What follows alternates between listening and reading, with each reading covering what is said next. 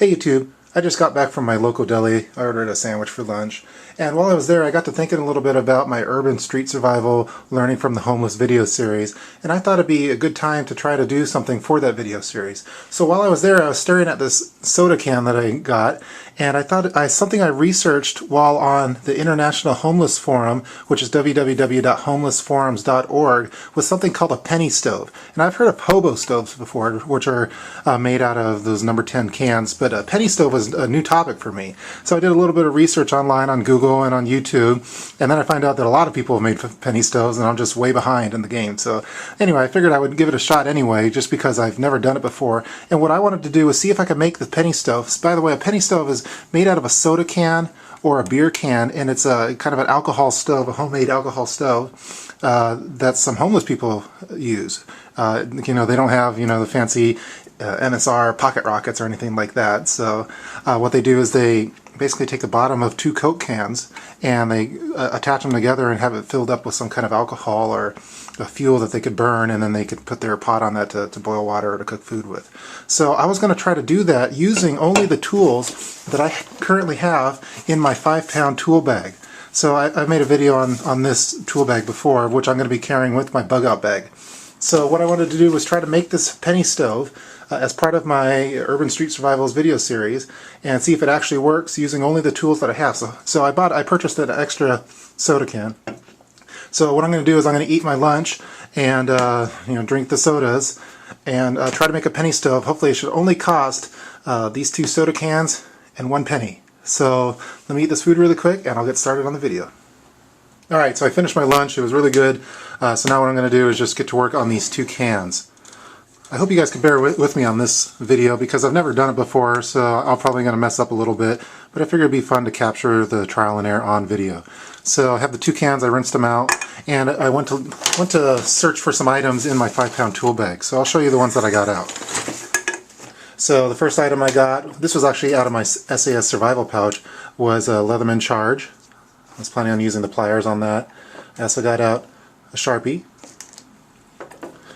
my Nip-X bolt cutters, which will make quick work of these cans. Just in case, I also got out my scissors, which are made by Klein Tools. They're electrician scissors. They're really nice. And I added this to my 5-pound tool bag. It's just a small little vial that has different nails in it, and so there's a couple thumbtacks that I was thinking of using for this penny stove.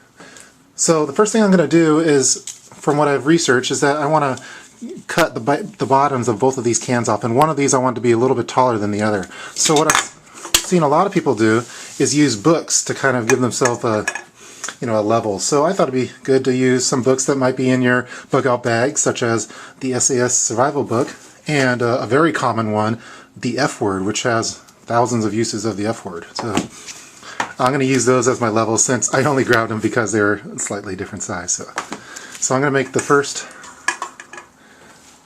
line on this. I'll try to get around the tripod. So basically you just put the can like that, and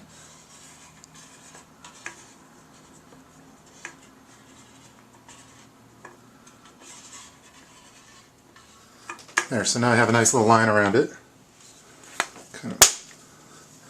And I'm going to do the same thing using the other book.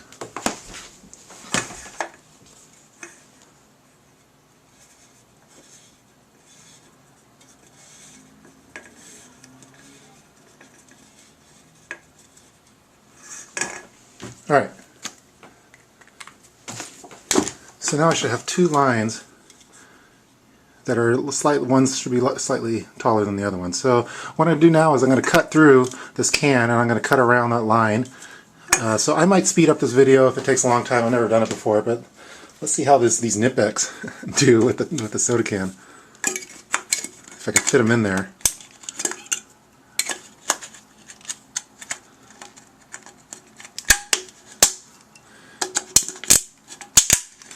I mean, yeah, I'll probably just use the scissors, and the Nip-X are kind of overkill on this. But just to get through the lip of it, I'll use them.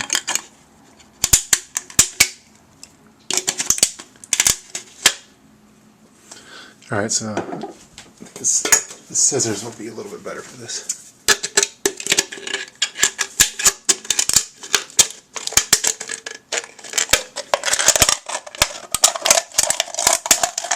just going to kind of go spiral around until I get to that line and then try to be as... Yep.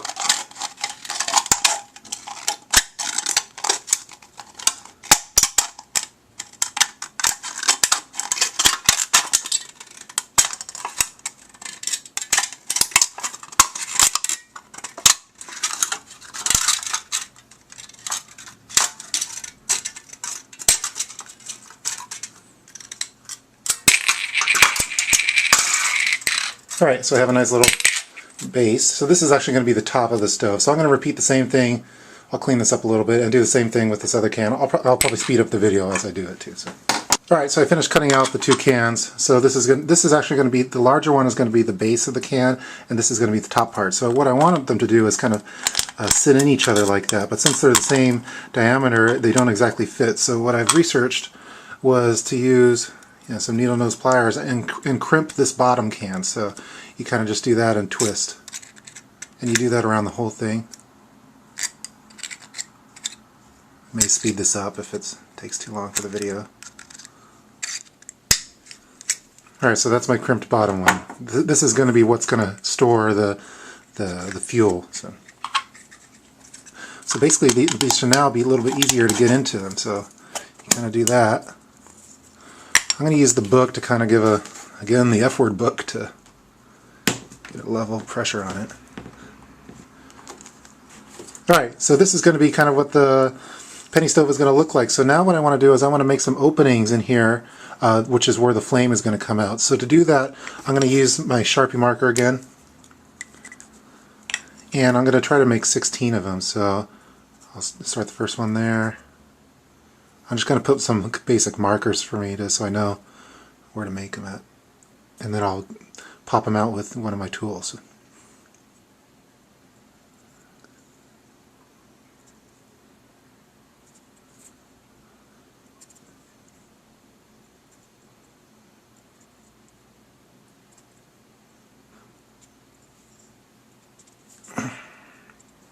So far this is fairly easy to do.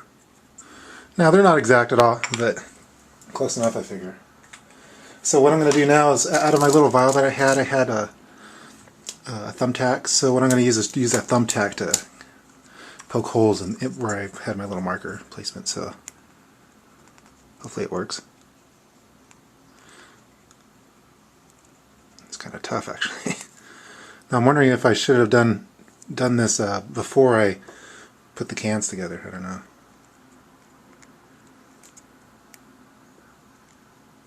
Yeah, that is tough. I wonder how I'm going to do this. Let's see what I got in the tool bag.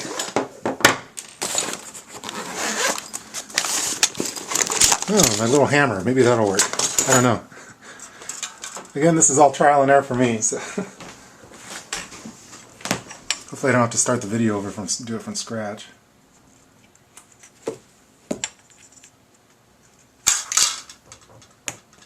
Okay, I think if I push it a lot harder than what I was doing, I don't need the hammer.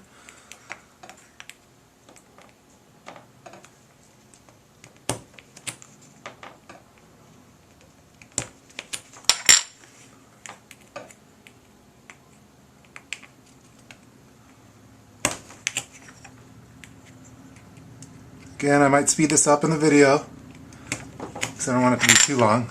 You get the basic idea though, I'm sure.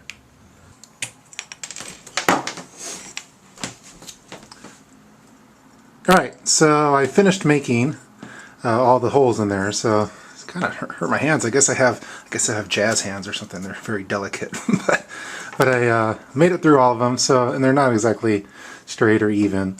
So now what I want to do is I want to poke some holes in the center of it. So I'll try to do it with this safety pin again. Maybe the hammer will come in handy on this one. Again, it's really hard doing this with a tripod. But if you made these videos, you probably already know that too. So, alright, so that one did fairly easy. I'm going to make a few holes. Now this is just kind of drainage holes for the fuel when you put it in it.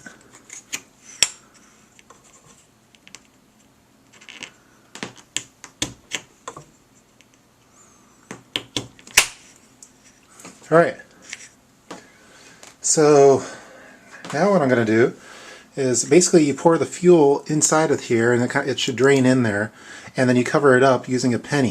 So you cover up those drain holes like that, and then when you light it, it should start up kind of like a little mini stove. So now what I need is fuel. So let me see what I could find in my bug out bag. Okay, so I did a little searching through my bug out bag, and I don't really have a very good fuel source for this thing on me. Of course I could get something at the store, but if I don't have it in my bug out bag, you know, I wouldn't be able to use it. Maybe I could use gasoline even if I had it handy. The only thing that I could really find was out of my barter bag, which was a little bottle of Maker's Mark.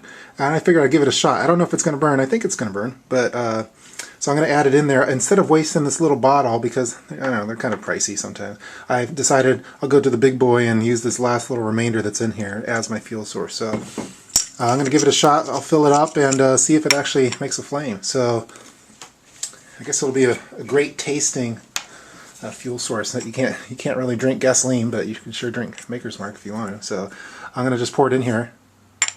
Hopefully it goes down in there. I don't know.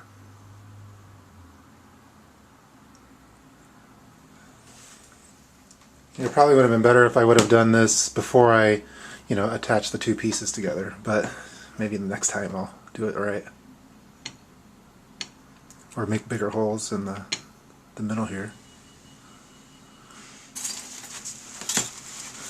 Okay, so I'm going to take my penny, put it on the top here, and I've heard that some people just put a little on there as well.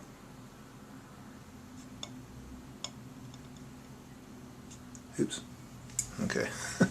Alright, so I'm going to move over to the kitchen and see if this thing actually works. What I did while off video was I also made a little bit of some windshields using the remainder of the can. So if I was outdoors, you know, I'd be able to use these to kind of block the wind a little bit. So I'm not going to use that since I'm in a controlled environment indoors, but I just thought I'd show you that as well. So, alright, so let's move to the kitchen.